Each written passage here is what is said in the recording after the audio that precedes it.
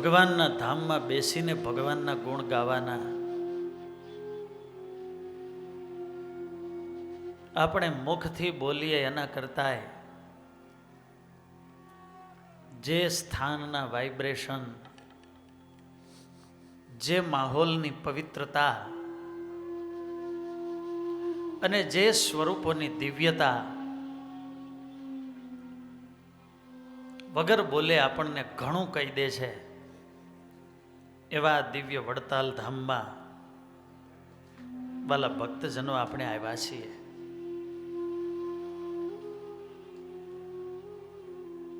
ભગવાનનું ધામ છે અને જ્યારે આપણે ભગવાનનું ધામ કહીએ છીએ ત્યારે અંતરાત્માને પ્રશ્ન પૂછવો એવું મનાય છે?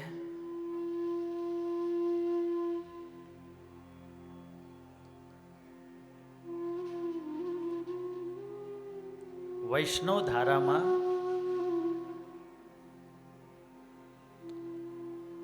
ત્રણ વૃંદાવનની વાત આવે છે. વન વૃંદાવન, મન વૃંદાવન અને નિત્ય વૃંદાવન. વૈષ્ણવ માત્ર માટે પરમ આસ્થાનું કેન્દ્ર, એક સ્થાન રૂપ કેન્દ્ર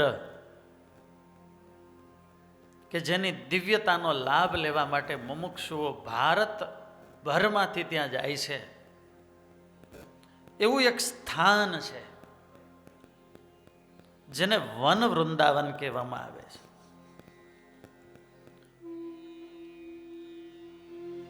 ભગવાન તરફની અધ્યાત્મ યાત્રામાં આવા પવિત્ર તીર્થ ક્ષેત્રો અને સ્થાન એનો બહુ મોટો પ્રભાવ હોય છે. અને સ્વામિનારાયણ ભગવાને પણ વચનામૃતમાં વાતને પ્રમાણિત કરી, શુભ દેશકાળનું સેવન કરે તો જીવ ખૂબ આગળ વધે ને અશુભ દેશકાળથી પતન તરફ જાય. ત્યારે એક તો સ્થાન રૂપ તીર્થ છે. પેલા મુમુક્ષુ માત્ર એ તીર્થમાં, એ સ્થાનમાં, એ ભૂમિમાં જવાનું હોય. આપણું મન, આપણું અંતઃકરણ એ જ્યાં સુધી પરમ પવિત્ર ન થાય ત્યાં સુધી એ પવિત્રતાનો સંચાર અને અનુભૂતિ લેવા માટે આપણે એવા પવિત્ર સ્થાનોમાં જઈએ છીએ. અને અહીંથી જ મારી કે તમારી, આપણા બધાની અધ્યાત્મ યાત્રાનો પ્રારંભ થાય છે. કારણ કે એક સ્થાનમાં જઈએ એટલે એના એક વાઇબ્રેશન હોય, એનો એક પ્રભાવ હોય. ત્યારે આ વડતાલ ધામ ચરોતર પ્રદેશનું, જેને આપણે નંદનવન કહી શકીએ, જળ છાયાની ઝુકતી પણ ખૂબ છે અને લીલી હરિયાળી પ્રકૃતિ પણ એટલી વિશાળ માત્રામાં ખીલી છે કે પ્રકૃતિના ખોળે પહેલા તો સહજ ભાવે અંતર્વૃત્તિ થાય. Hidden God behind nature. આ સૃષ્ટિમાં જો છુપાયેલો ભગવાન જોવો હોય ને તો પ્રકૃતિના ખોળે જાઓ.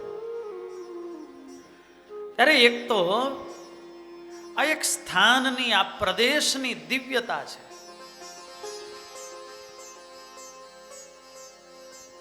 અને એમાંય આ ચરોતર પ્રદેશનું વડતાલ ધામ, કે આ પ્રદેશના મહિમાનું તો આપણે વાલા ભક્તજનો શું મંડન કરીએ.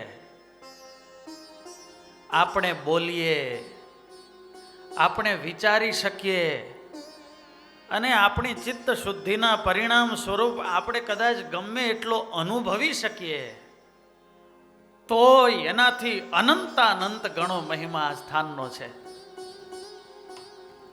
કેટલી દિવ્યતા છે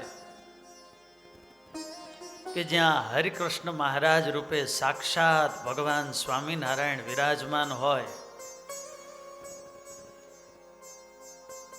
સાક્ષાત ભગવાન સુખી કરવા માટે લક્ષ્મી નારાયણ દેવ રૂપે અહીં વિરાજમાન હોય. રણછોડ રાયજી, ગોમતી આદિક સર્વ તીર્થો સ્વામિનારાયણ સંપ્રદાયનું જાણે આપણે દ્વારકા કહી શકીએ એવા બધાય તીર્થો જ્યાં વિરાજમાન હોય. રાજંતે સર્વ તીર્થાની યત્ર ચ સર્વ દેવતા. રચાવતાર સ્તોત્રમાં ગોપાળાનંદ સ્વામીએ લખ્યું કે એવા પરમ તીર્થ સમાન ભૂમિ કે જ્યાં અક્ષર ભુવન આપણે બેઠા છીએ, આ બાજુમાં હરિમંડપ કે સર્વોપરી સ્વામિનારાયણ ભગવાન જે અક્ષર ઓરડીમાં જે મંડપમાં વિરાજમાન રહી અને ભક્તોને સુખ આપતા એ અક્ષર ઓરડી હોય, જ્યાં શિક્ષાપત્રીનું આલેખન કર્યું હોય, આવો પવિત્ર સભા મંડપ, સંતોની ધર્મશાળા, જ્ઞાનબાગ, ગોમતી, ત્યારે એક તો સ્થાન રૂપ અને સ્થાનના એવા વાઇબ્રેશન હોય કે ત્યાં જાય અને એનો લાભ મળે. કોઈ પણ પ્રકારની અધ્યાત્મ માર્ગે પ્રગતિએ મનની શાંતિ વિના સંભવિત નથી. અને એમાંય આગળ વધવું હોય તો ચિત્ત પ્રસન્ન હોવું જોઈએ, આનંદની ભૂમિકામાં હોવું જોઈએ. ત્યારે ભક્ત હૃદયને પરમ શાંત અને પરમ આનંદિત કરે એવું આ સ્થાન વન વૃંદાવન. બીજું વૈષ્ણવ ધારામાં કહેવાય મન વૃંદાવન. જ્યારે આવા પવિત્ર તીર્થનું સેવન કરીએ ત્યારે એનું સેવન કરતા કરતા એની દિવ્યતાનો સંચાર છે એ આપણા મનની અંદર, અંતઃકરણની અંદર થાય છે.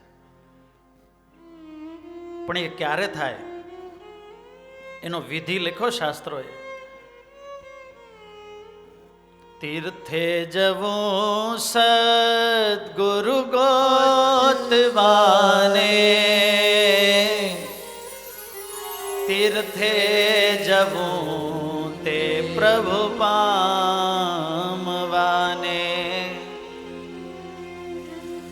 હૃદયનો એવો શુદ્ધ ભાવ હોય કે તીર્થ એની રીતે કાંઈ કહેતું નથી, પણ એવા તીર્થમાં આપણે ત્યાં જઈએ અને સત્સંગ કરીએ, એવા પવિત્ર સંતોની પાસે બેસીને સમાગમ કરીએ, તો એ મહિમાની હૃદયમાં અનુભૂતિ થાય છે. અને એટલે વિહારીલાલજી મહારાજે એક બહુ સરસ ચોપાઈ હરિલીલામૃતમાં લખી, જેમાં જન દેવ દર્શન કરે, અંગો અંગ અંતર માન ધરે. જેમાં જન દેવ દર્શન કરે, અંગો અંગ અંતર માન ધરે. તે તો દર્શન નવ કહેવાય, લેશ માત્ર તેનો ફળ થાય. લેશ માત્ર તેનું ફળ થાય. દર્શન કરીએ એ તીર્થ ક્ષેત્ર ભગવાનનું સ્વરૂપ, પણ એનો મહિમા હૃદયમાં હોય અને એ મહિમા ભાવથી જો એનું સેવન થાય તો એ ફળદાયી બનતા હોય છે. ત્યારે આ મહિમા હૃદયમાં ભક્તિ પ્રગટે ક્યાંથી? તો કે તીર્થમાં જઈને પણ સત્સંગ કરે. સારંગપુરના ચોથા વચનામૃતની અંદર સ્વામિનારાયણ ભગવાનને પ્રશ્ન પૂછાયો છે, છેલ્લો પ્રશ્ન છે કે દર્શન તો બધા કરે છે, એનું સરખું જ ફળ છે કે એમાં કંઈ ન્યૂન અધિકપણું છે? અરે ત્યારે સ્વામિનારાયણ ભગવાને કહ્યું કે ઇન્દ્રિયો, અંતઃકરણ અને જીવ એક રૂપ થાય અને જો એ દર્શન કરે તો એ દર્શન છે બહુ મોટું ફળ ના દેનારું છે. ત્યારે વાલા ભક્તજનો, આ તીર્થનું સેવન કરતા કરતા એક સમય એવો આવે કે આપણું મન છે, આપણું અંતઃકરણ છે એ પવિત્ર બની જાય અને ચિત્ત જ્યારે પવિત્ર બને ત્યારે પછી એના અંતરમાં કામ, ક્રોધાદિક દોષો રહી શકતા નથી. જેના અંતરમાં અવિનાશ વાસ કરી વસિયા, તેણે કામ ક્રોધ પામ્યા નાશ, લોભ ને મોહ ગયા. ત્યારે એ મન વૃંદાવન બને અને જ્યારે મન છે એ તીર્થરૂપ બની જાય પછી આવે વન વૃંદાવન, મન વૃંદાવન અને પછી આવે નિત્ય વૃંદાવન. પછી એ ભગવાનના ભક્તને મુક્તાનંદ સ્વામી કહે, જ્યાં જુએ ત્યાં રામજી, બીજું ન ભાસે રે. નિષ્કુળાનંદ સ્વામી કહે, પછી વિસાર્યા પણ ન વિસરે રે, સુતા બેઠા સદાય સાંભળે રે.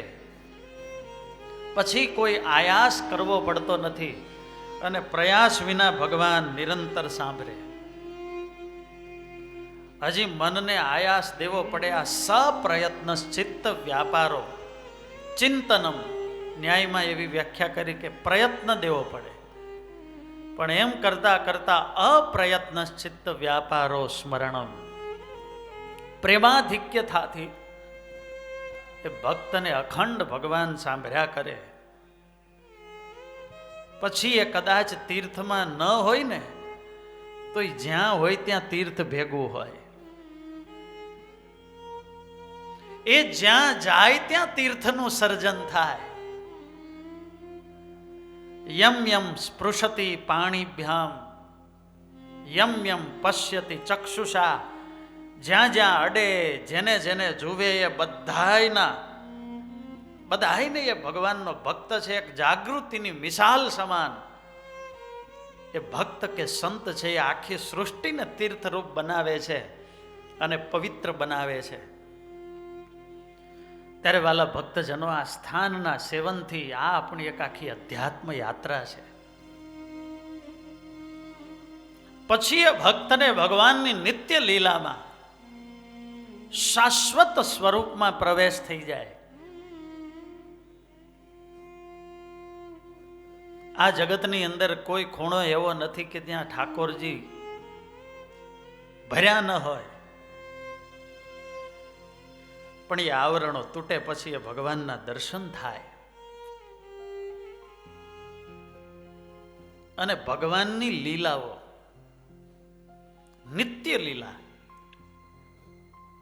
ભગવાને લીલાઓ કરી છે. ભગવાનની બધી જ વસ્તુ નિત્ય છે.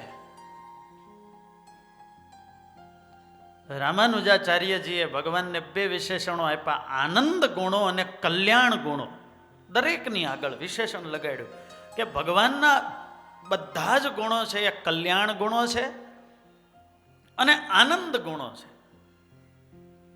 પછી એ લીલાઓમાં ભક્તને પ્રવેશ થાય. આપણું કર્મ છે ને એ ટાઈમ બાઉન્ડ હોય. આટલા વાગે ચાલુ થયું ને આટલા વાગે પૂરું થયું. ભગવાન કાળ, કર્મ ને માયાથી પર છે એટલે એના ચરિત્રો છે એ નિત્ય હોય છે. અમારે પૂજ્ય મહંત સ્વામી વાત કરે કે નરસિંહ મહેતાને તો 500 વર્ષ થયા, પણ જ્યારે ભોળાનાથનો અભિષેક કર્યો, વંદે દેવ ઉમાપતિમ સુરગુરુમ વંદે જગત કારણમ. શિવજી મહારાજ પ્રગટ થયા, માગો માગો. અને ત્યારે નરસૈયાએ માગ્યું કે મારે પ્રભુના નિત્ય રાસલીલાના દર્શન કરવા છે. અને શિવજી મહારાજ નરસિંહ મહેતાને લઈ ગયા ને ભગવાનના રાસના દર્શન કરાવ્યા. રાસ રચાયેલો 5000 વર્ષ પૂર્વે, અને નરસિંહ મહેતાને 450 વર્ષ પહેલા એના દર્શન કરાવ્યા. એ શું બતાવે છે કે ભગવાનનો રાસ કેતા લીલાઓ છે એ કેવી છે? નિત્ય લીલાઓ છે. આ જે સભા મંડપમાં વાલા ભક્તજનો આપણે બેઠા છીએ, 1928માં ભગવત પ્રસાદજી મહારાજ આ સભા મંડપની રચના થઈ. 1926માં ભગવત પ્રસાદજી મહારાજ અહીં વિરાજમાન હતા ને એ વખતે ખંભાતના હરગોવિંદભાઈ પટેલ આવ્યા. દીકરો બહુ બીમાર હતો, સાજો પણ થાય નહીં, એટલે અહીં વડતાલ આવીને હરિકૃષ્ણ મહારાજની માનતા કરી કે હે મહારાજ, એ તમે એને જીવાડો ને તો હું બધાય સંતોને પાર્ષદોને બધાને રસોઈ આપીશ, અને પ્રભુ તમારી ઈચ્છા હોય એને ધામમાં લઈ જાઓ તોય રસોઈ આપીશ. કે આવું ભગત જો જીવશે તો મહારાજ શ્રી અને સંતોની સેવા કરશે, અને જો મહારાજ લઈ જશે તો અક્ષરધામમાં જઈને શ્રીજી મહારાજની સેવા કરશે. માટે મારા દીકરાને તો બે જગ્યાએ લાભ છે. અને મહારાજે દર્શન આપીને એના દીકરાને જીવાડ્યો. થાળ કરાવવા માટે આવેલા ને એ વખતે ભગવત પ્રસાદજી મહારાજ અહીં સભામાં બેઠેલા, અને આમ આવો પરચો આપ્યો. મહારાજ શ્રી સભામાં ગાદીએ વિરાજમાન હતા, અને એ જ વખતે આમ આવ્યા અને દંડવત કરે છે. દંડવત કરીને આમ ઊંચું મસ્તક કરીને જુએ તો એ ભગવત પ્રસાદજી મહારાજમાં એને સ્વામિનારાયણ ભગવાનના દર્શન થયા. સાધુઓ સભામાં બેઠા હતા તો બધાને મુક્તાનંદ સ્વામી, ગોપાળાનંદ સ્વામી આદિક નંદ સંતોના એને આ બધા સંતોમાં દર્શન થયા. અને એને ત્યારે ભગવત પ્રસાદજી મહારાજે કહેતા, મહારાજે કહેલું કે અમને ગયેલા નહીં જાણતા, આ સભા મંડપમાં અમે કાયમ સભા કરીશું.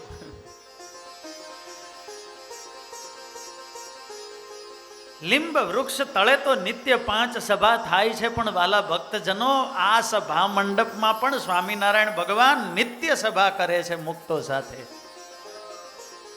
સોજિત્રાના નંદલાલ બ્રાહ્મણ હતા.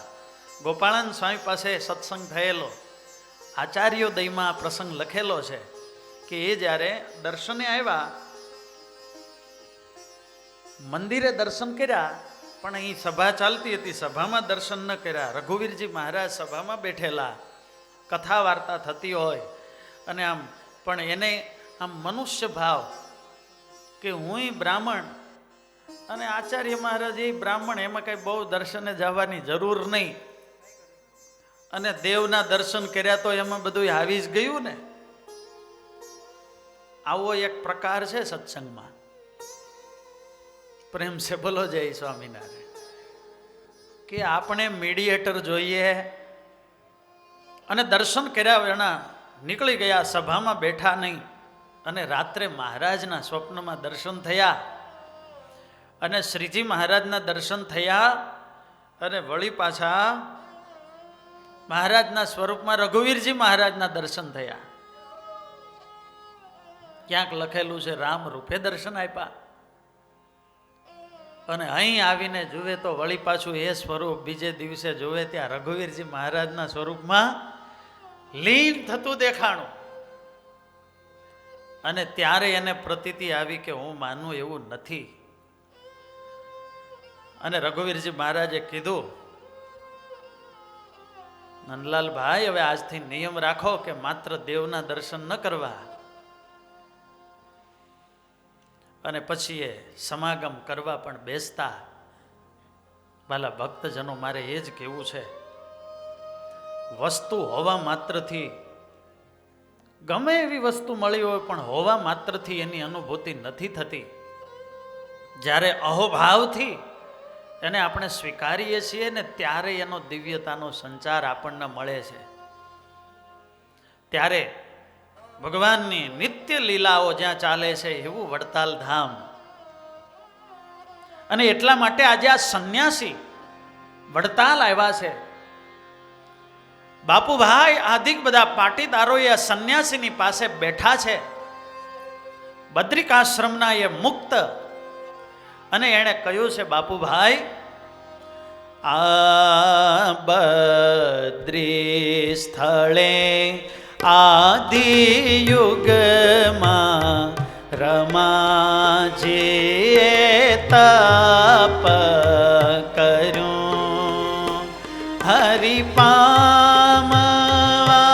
ભૃગુ સુતાએ દ્રઢ વ્રત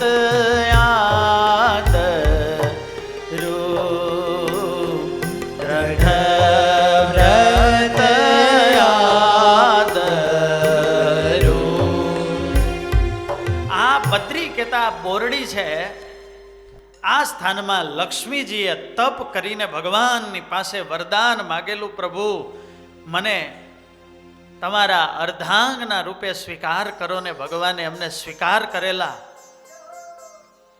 અને બીજું લક્ષ્મીજીએ એવું પણ માગેલું કે હું જ્યારે પૃથ્વી પર અવતાર ધારણ કરીશ ત્યારે આ સ્થાન ઉપર 3 શિખરનું મોટું મંદિર બંધાવી અને મધ્ય શિખરને વિશે લક્ષ્મીનારાયણની દિવ્ય વૈકુંઠ ભુવનને વિશે શોભા પામતી એવી મૂર્તિઓની પણ સ્થાપના કરીશ. આવું ભગવાન નારાયણે લક્ષ્મીજીને વરદાન આપેલું.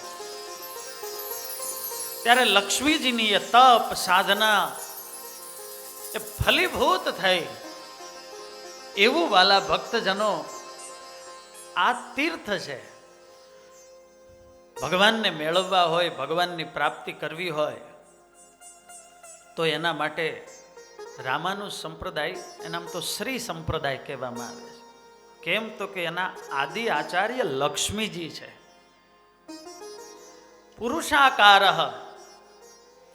કે જીવને ભગવાનને અનુરૂપ પુરુષાકાર બનાવવાનું કાર્ય છે એ આચાર્યનું કહેતા સદગુરુનું છે. આપણને તો એ ખબર નથી કે ભગવાનને કેમ પ્રસન્ન કરવા. એટલે આદિ આચાર્ય લક્ષ્મીજી છે. પરમ દાસત્વ મૂર્તિ છે. ભગવાનની મરજીના સેવક છે. અને ઠાકોરજીને પ્રસન્ન કરવા માટે આ અનંત અનંત ભુવનની બધી જ સંપત્તિ એ ભગવાનની સેવામાં લગાડી દે એવા લક્ષ્મીજી છે. ભગવાનનો કોઈ ભક્ત હોય, મુમુક્ષુ હોય તો એને કેમ ઉપયોગમાં આવવો, એને મદદ કરવી, આ લક્ષ્મીજીનું કાર્ય છે. જોઈએ છે ને તમારે કેમ છે? ત્યારે એ પુરુષાકાર કરનાર લક્ષ્મીજી કે જીવને ભગવાનને અનુરૂપ બનાવે. જ્યારે ઇન્દ્રપુત્ર જયંત કાગડો બની અને લક્ષ્મી સ્વરૂપા માં જાનકીમાં મોહિત થયો, ચિત્રકૂટમાં આવીને માતા જાનકીના ચરણમાં ચાંચ મારી લોહી કાઢ્યું. ભગવાને બ્રહ્માસ્ત્રનો મંત્ર બોલીને એક સળી મારી બ્રહ્માંડની પ્રદક્ષિણા કરી અને પાછો એ ભગવાન રામના ચરણમાં છેલ્લે આવ્યો. જો કે આવવું પડ્યું, પણ ભગવાનના ચરણમાં પડ્યો ત્યારે એને કેમ શરણે જવું એ ખબર નહોતી. એટલે આવ્યો તો ઊંધો પૂંઠ દેખાડીને પડ્યો પગમાં. એને કીધું દેવતાઓએ કે ભગવાનના ચરણમાં જા તો જ તારું કામ થાય. અને બાજુમાં માં જાનકી બેઠેલા, એને એ ખબર નથી કે કેમ શરણે જાવું. પછી સીતાજીએ કાગડાને પકડ્યો ને આમ ફેરવો, ભગવાનના ચરણ બાજુ મોઢું કર્યું. ત્યારે ભગવાનને અનુરૂપ શરણાગત બનાવનાર, ભગવાનના ચરણ સુધી પહોંચાડનારી આદિ આચાર્ય લક્ષ્મીજી છે. ત્યારે ભગવાન નારાયણને છોડીને ક્યાંય જતા નથી એવા લક્ષ્મીજીની તપભૂમિ તેના તપ થકી છે તપિત આ ભૂમિ આતોલ ઘણી હરિરાજી થઈ વરાલક્ષ્મી થયા લક્ષ્મીના ધણી. અને આમ લક્ષ્મીજીના પૂર્વ જન્મની વાત આ મહાત્માજીએ બાપુભાઈને કરી. અને પછી મહાત્માજી બોલ્યા છે, બાપુભાઈ એ તમે ભગવાનને ખોળો છો પણ તમને ખબર નથી એવી વાત કરું. એ શ્રીપતિ જે નારાયણ પોતે અહીં આવ્યા તા. શ્રીપતિ જે નારાયણ પોતે આઈ આવ્યા દેહ વાતને થઈ 4 વર્ષ બદરી જીતે જાણતા. વાતને થઈ 4 વર્ષ બદરી જીતે જાણતા. મહાત્માજી કહે, બાબુભાઈ 4 વર્ષ પહેલા એ જ નારાયણ અહીં આવ્યા હતા. કયા સ્વરૂપે? ગઈકાલે આવ્યા હતા ને, નીલકંઠ વર્ણી સ્વરૂપે. કદાચ તમે નથી જાણતા. તમે મને પૂછો છો કે ભગવાન ક્યાં મળે, પણ આ પ્રશ્ન તમે જો આ બોરડીને પૂછી લીધો હોત ને તો તમને વહેલો જવાબ મળી જાત. બાપુભાઈ કહે, અરે મહાત્માજી તમે આ કેવી વાત કરો છો? આ મારું બાજુમાં ઘર, અમારું ખેતર, અને ત્યાં ભગવાન આવ્યા હોય ને મને ખબર ન હોય એવું બને? સંશય આત્મા વિનશ્યતિ, સંશય કરાય નહીં તમારા વચનમાં. પણ હું તો અહીં વડતાલનો છું અને મને ખબર નથી. બાપુભાઈ એ તમે નથી જાણતા, પણ એ વખતે ભગવાનની હારે તમારા ગામના એક પુરુષ હતા. ભગવાને ખૂબ કરુણા એના પર કરી, પણ એ ભગવાન તરીકે ઓળખી ન શક્યા, હજુ નથી ઓળખી શક્યા. અને એની પ્રવૃત્તિઓ એવી વિચિત્ર છે કે તમે એને પૂછવાય જાઓ નહીં. પૂછ્યા વિના એ કોઈને કે એવા નથી. બાપુભાઈ હાથ જોડીને આમ મૂંઝવણમાં મહાત્મા આગળ બોલે છે, પણ મને આશ્ચર્ય એ થાય છે બાપુભાઈ કે તમારા ખેતરમાં આવું દિવ્ય વૃક્ષ છે પણ તમને એનો મહિમા નથી, તમને ખબર નથી. બાપુભાઈ કહે, હે સાધુ મહારાજ, આજે તમે આવ્યા અને તમે વાત કરી ત્યારે મને સમજાણું કે આ બોરડીનો મહિમા આવો છે.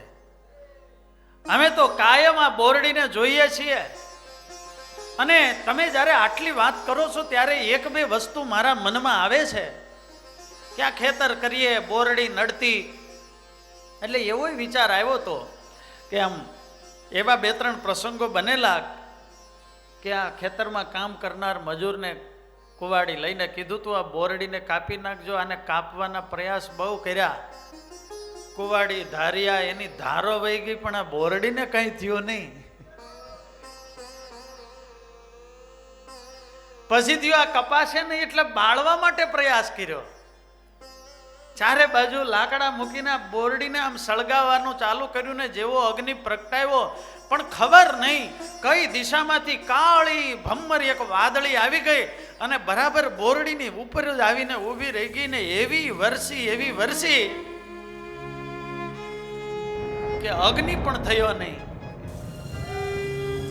અને આવા પ્રસંગો જોતા પછી એમ લાગ્યું કે હશે હવે આ કોઈ રીતે જાતી નથી. પછી અમે રહેવા દીધી. આમ તો અમે ધરતી પુત્રો કહેવાઈએ, કણ બી વાવીએ, પણ આશા મોટી રાખીએ. એક વાત કહું મહાત્માજી, જમીન ઘણી છે પણ આ બોરડી વાળું ખેતર છે ને, આમાં આમ દાણાના ઘા કરી દઈએ ને તો એ ઢગલા મોટે દાણા પાકે છે. અને એક વાર તો એવો પ્રસંગ બનેલો કે અમારા ઘરમાં કંઈક ક્લેશ થયેલો ને કંટાળીને હું ખેતરમાં આવેલો, હૈયું એકદમ તપી ગયેલો. એની એકની જ વાત તો છે નહીં. આ ક્યાં જાવું, શું કરવું, સામે ને સામે. એટલે વળી આ બોરડી વાળા ખેતરમાં આવીને બેઠો. પણ જેવો આ બોરડી નીચે આવીને બેઠો ને ત્યાં અંતરમાં પરમ શાંતિ થઈ ગઈ. અને પછી તો મને એવો અનુભવ થાય, એટલે જ્યારે જ્યારે મને કઈ મૂંઝવણ હોય, મુશ્કેલી હોય, એટલે બોરડી વાળા ખેતરમાં આવીને બેસું છું. તમે વાત કરો છો એ સાચી તો ખરી હો મહાત્માજી. આ ખેતરમાં બોરડી પાસે આવું છું ને તો શાંતિ બહુ થાય છે. અને આશ્ચર્યની વાત તો એ બની કે અમારા ધર્મપત્નીને પણ એ ક્લેશ કરવા બાબતે પાછળથી ભારે પસ્તાવો થયો. અને પછી તો એણે સાંજે મારી પાસે આવીને માફી માંગી લીધી. પ્રેમ સે બોલો જય સ્વામિનારાયણ. માફી માંગવી બહુ સહેલી વાત નથી હો. આઈ એમ સોરી આટલું બોલવા માટે તો ઘણું થઈ જાય. માફી માંગી લઈએ તો પાછળથી પસ્તાવાના ઘણા દિવસો કે ઘણા વર્ષો ઓછા થઈ જતા હોય છે. માટે માફી માંગીને હળવા બનવાની પણ કળા ભગવાનના ભક્તને આવડવી જોઈએ.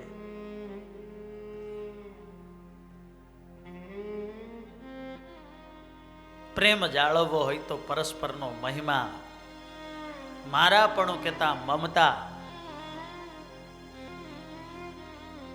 મદદ, મળતા રહેવું અને માફી. જય સ્વામિનારાયણ.